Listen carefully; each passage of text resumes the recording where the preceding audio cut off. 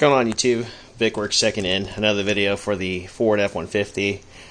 Today we're going to talk about the N-Pro LED door handles, and why I chose them was because obviously the old ones are just getting completely marred and you would have to repaint them. These ones are pretty nice because it comes with a LED upgrade in here and kind of have like a battery here to kind of show what's going on if it decides to pretty much play. There we go.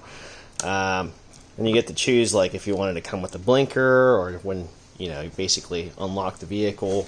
It's just basically a nice addition to, like I said, just spruce up the truck. Nothing too much, and it's tasteful. In addition to that, they also provide quick connects with diodes and installation instructions, and another like pretty much dummy proof how to take your door panel and extra wiring.